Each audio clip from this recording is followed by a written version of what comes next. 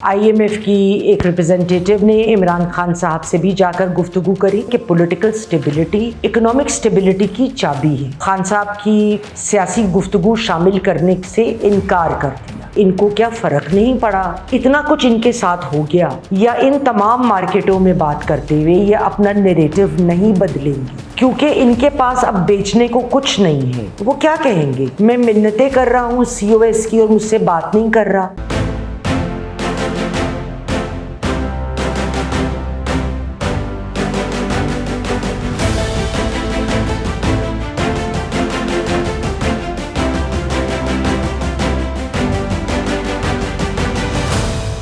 السلام علیکم، میں ہوں یاسمین آفتاب علی، پروگرام یاسمین کی بیٹھک کے ساتھ۔ آج حالات حاضرہ پر تبصرہ۔ IMF کا ایک وفد پاکستان آیا، جولائی 7 کی خبر تھی کیونکہ 12 جولائی کو بورڈ میٹنگ ہوگی IMF کی جس میں طے کیا جائے گا کہ پاکستان کو قرضہ دیا جا رہا ہے۔ ویسے تو سٹاف میٹنگ کے بعد یہ ایک فارمیلٹی ہوتی ہے، لیکن پھر بھی بہت سارے پاکستان میں ایسے حالات چل رہے ہیں جس میں جب تک پیسے ہاتھ میں نہ آئیں تھوڑا سا سیلیبریشن کو ڈیلے کرنا چاہیے۔ IMF کی ایک ریپرزینٹیٹیو نے عمران خان صاحب سے بھی جا کر گفتگو کری۔ عمران خان صاحب کا جو کی اس وقت گفتگو تھی، انہوں نے کہا کہ ان کی پارٹی یہ محسوس کرتی ہے کہ پولیٹیکل سٹیبلٹی اکنامک سٹیبلٹی کی چابی ہے، اس کی کنجی ہے۔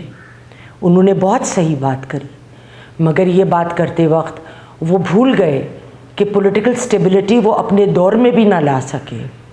جو انہوں نے وعدے کیے لوگوں سے، نوکریوں کے اور گھر کے، وہ نہ کر سکے۔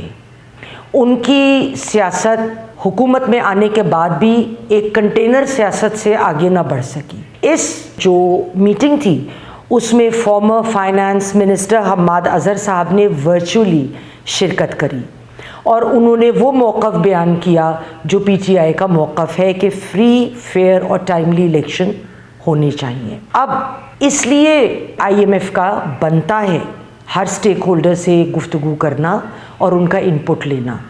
اس کی وجہ کیا ہے؟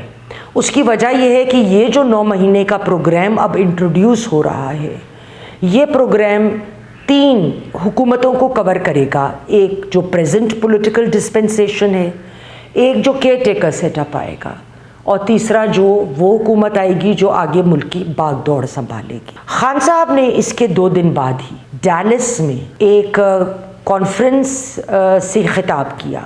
اس کا بیک گراؤنڈ بتاتی چلوں۔ APPNA جو وہاں کے ڈاکٹرز کی ایسوسی ایشن ہے، ان کا سیمینار تھا، لیکن انہوں نے اس میں خان صاحب کی سیاسی گفتگو شامل کرنے سے انکار کر دیا۔ انہوں نے کہا کہ ہم ایک پولیٹیکل آرگنائزیشن ہے اور ہم یہ نہیں چاہتے کہ اس میں کسی بھی سیاسی لیڈر کی گفتگو یا خطاب شامل ہو۔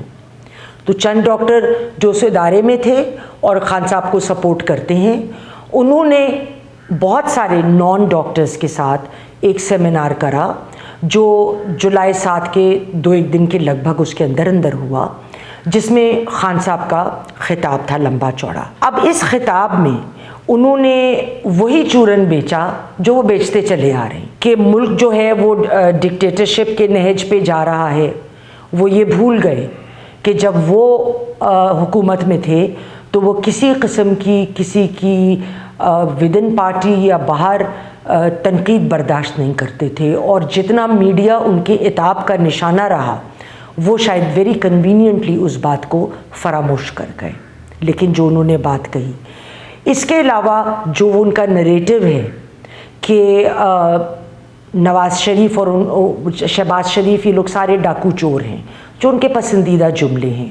اس کے علاوہ انہوں نے آرمی کو بھی انتہائی غیر مہذب اس کی قیادت کو الفاظ میں ان کے بارے میں بات کی۔ میں نے مجھ سے ایک میرے دوست فون کر کے پوچھنے لگے کہ ان کو کیا فرق نہیں پڑا کہ اتنا کچھ ان کے ساتھ ہو گیا مگر یہ اب بھی اپنے روش سے نہیں بدلے۔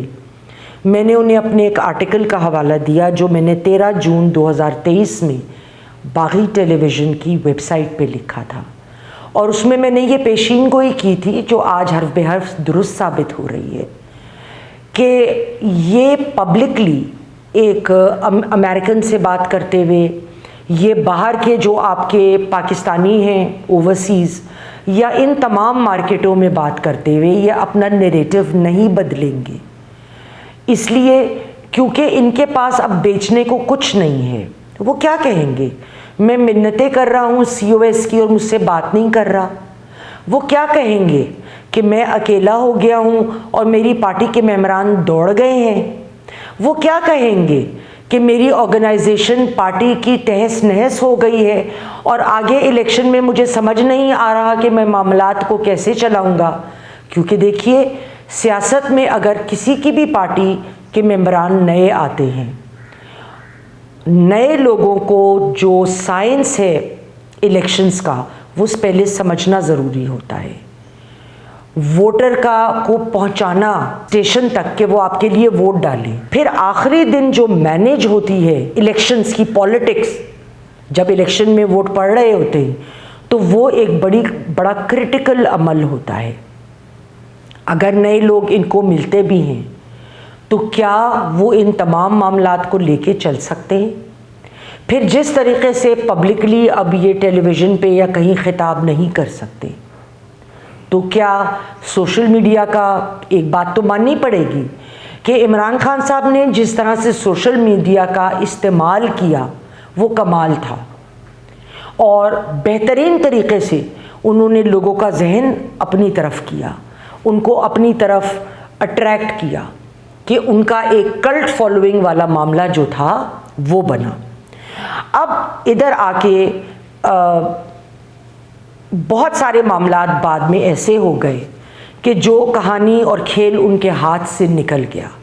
سب سے پہلے تو اس بات میں کوئی شک نہیں ہے کہ جب ان کی 2 سٹنگ حکومتیں تھیں خیبر پختونخوا اور پنجاب میں، انہوں نے ہر ایک کے مشورے کے برعکس جا کر ان دونوں حکومتوں کو توڑ دیا۔ چلے خیبر پختونخوا تو فیڈریشن کے انڈر آتا ہے، لیکن پنجاب میں وہ کمپلیٹلی کنٹرول کر سکتے تھے کہ ان کے ساتھ کوئی زیادتی کا معاملہ نہ بنے جب بھی الیکشن آئے، لیکن انہوں نے ایسا نہیں کیا۔ انہوں نے ضد میں آ کے وہ حکومتیں توڑ دیں، اور اب وہ آہستہ آہستہ انہوں نے خود کو جب آئسولیٹ کیا اور بنی گالا سے جب وہ شفٹ ہو گئے زمان پاک، تو جو لوگ بھی ان کو مشورہ دینے والے تھے ان لوگوں نے، میں نہیں سمجھتی ان کو صحیح مشورے دیے، اور انہوں نے اپنے آپ کو بالکل غلط پہ غلط فیصلے کرتے چلے گئے۔ اور پھر 9 مئی کا سانحہ ہوتا ہے۔ 9 مئی میں آ کے پی ٹی آئی ایک ڈیموکریٹک پارٹی کے حلقے سے نکل گئی، اس نے وہ ایکٹس کیے کہ جو ایک ٹیررزم آؤٹ فٹ کر سکتا ہے، اور یہ کہنا ہمیں تو نہیں پتہ کون لوگ تھے، جبکہ اس کی ویڈیوز اور آڈیوز ہر چیز کی ثبوت موجود ہیں، تو ایسے تو نہیں ہو سکتا۔ اچھا جی، پی ٹی آئی نے اب یہ جو ابھی صورت حالات ہے آئی ایم ایف کے حوالے سے، میں 2-3 ٹکڑے جوڑوں گی تاکہ کہانی مکمل ہو۔ پی ٹی آئی نے واشنگٹن بیسڈ لابی فرم ایک ہائر کی تھی جس کا کانٹریکٹ 21 فروری 2023 کو سائن ہوا تھا، اور اس میں معاہدہ یہ تھا کہ 6 مہینے تک جو آرگنائزیشن ہے پرایا کنسلٹنٹ LLC، وہ ان کے جو ڈائسپورا ہے پی ٹی آئی کا امریکہ میں، اس کے تعلقات امریکی حکومت سے اچھے بنائے۔ تھوڑا آگے آئیے، کچھ کانگریسمین کو اکٹھا کیا گیا، بلنکڈن کو لیٹر لکھوایا گیا۔ پھر آگے آئیے، سجاد برقی صاحب کی ایک ٹویٹ آئی جس میں انہوں نے طارق مجید صاحب کا شکریہ ادا کیا، اور اس تصویر میں گریگ کیسر ایک کانگریسمین بھی ان کے ساتھ کھڑے تھے، جنہوں نے ہیومن رائٹس سچویشن کے اوپر تبصرہ کرتے ہوئے کہا کہ وہ ایک کو اسپانسر کریں گے بل کانگریس کے فلور کے اوپر، جس میں یہ وہ ملٹری ایڈ کو لازم و ملزوم کر دیں گے ہیومن رائٹ سچویشن کے ساتھ۔ اب ان معاملات کو سامنے رکھتے ہوئے جب تک یہ پروگرام اس سیٹرڈے کو آن ایئر جائے گا، ہمیں یہ پتہ چل چکا ہوگا کہ کیا ہمیں فنڈز مل رہے اور اس کے ساتھ شرائط کیا ہیں. کیونکہ ہم نے اپنے 2 پروگرام پہلے شہاب جعفری سے جب اپنے جو اکنامک ایکسپرٹ ہیں ان سے بات کی تو ہم نے بار بار یہ بات کی اور انہوں نے ذکر کیا کہ ابھی تک جو اسٹرکچرل ریفارمز کی IMF بات کر رہا ہے اس کا کسی کو پتہ نہیں ہے. تو اٹس اے ویٹ اینڈ سی. سوال یہ ہے کیا عمران خان صاحب اریسٹ ہوں گے, ڈسکوالیفائی ہوں گے؟ میرے ایک بہت مستند سورس کے مطابق یہ دونوں باتیں ہوں گی. وہ ڈسکوالیفائی ہوں گے, الیکشن سے کافی پہلے ہوں گے. کیا اریسٹ ہوں گے؟ ہوں گے, لیکن ان کو پکڑ کے فی الحال جیل میں نہیں ڈالا جائے گا, ان کو ہاؤس اریسٹ کیا جائے گا. ہاؤس اریسٹ کا مقصد یہ ہوگا کہ وہ مکمل طور پہ باہر کی دنیا سے کٹ جائیں گے اور یقینی طور پہ ان کو سوشل میڈیا کی بھی جو ابھی سہولیات میسر ہیں وہ ان کو میسر نہیں رہیں گی. اور وہ بالکل ایک کوئی منظم طریقے سے کسی کو گائیڈنس دینا, یا اگر الیکشن میں PTI آتا ہے اور یہ جو خبر ہے کہ PTI کی پارٹی کو قلعدم قرار دیا جائے گا, وہ غالباً میرے سورس کا کہنا تھا کہ ایسا نہیں ہوگا, کیونکہ یہ جلتی آگ پہ تیل چھڑکنے کے متصادم ہوگا, یہ نہیں ہوگا. لیکن جیسے ہمیں پتہ ہے کہ ان کی آرگنائزیشن بھی بکھر چکی ہے, تو نیچے لوگوں کو کون کس طریقے سے اکٹھا کرے گا؟ کیا وہ خود اتنی بڑی تعداد میں نکلیں گے ووٹ دینے کے لیے؟ یہ بہت بڑے سوالیہ نشان ہیں ہمارے سامنے. پروگرام ختم ہونے سے پہلے ایک پوائنٹ جو میں بات اس پہ کرنا چاہتی ہوں, 9 مئی ایک بہت امپورٹنٹ سانحہ ہے.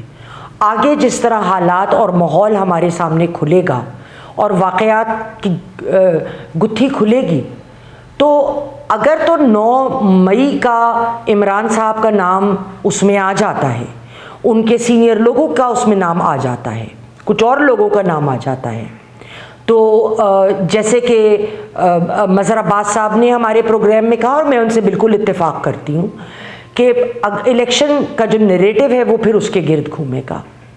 لیکن یہ بہت ضروری ہے بیسائڈز دس کہ یہ ہوتا ہے اس وقت تک یا نہیں ہوتا. 9 مئی کے واقعات کے بعد جب تک اس کے ماسٹر مائنڈز کو سامنے نہیں لایا جاتا, اور میری استدعا ہے فوج کے تمام ان لوگوں سے جو اس پروسیس میں انوالوڈ ہیں, اس لوگ جن کو انہوں نے گرفتار کیا ہے ان کے اگینسٹ کیسز کرنے میں, جو شخص انوالوڈ ہے اس کو مکمل سزا ہونی چاہیے. لیکن اس کے ساتھ ساتھ اس کے ماسٹر مائنڈ کو, ان میں جو کروانے والے لوگ تھے, ان کی بیک پہ کیا کوئی لوگ تھے, یہ سامنے ضرور آنا چاہیے, کیونکہ وہ وقت گزر گیا جہاں پہ چیزیں ڈھک دی جاتی تھیں. اب میس کمیونیکیشن میں جو والز ہیں اکراس دا گلوب وہ دیواریں گر چکی ہیں. اب وہ وقت نہیں رہا جہاں ہم باتیں چھپا سکیں. آج کے لیے اتنا ہی, کل تک کے لیے اجازت دیجیے. خدا حافظ. پروگرام پسند آیا ہو لائک کریں, شیئر کریں, کمنٹ باکس میں کمنٹ دینا نہ بھولیں, چینل کو سبسکرائب کریں.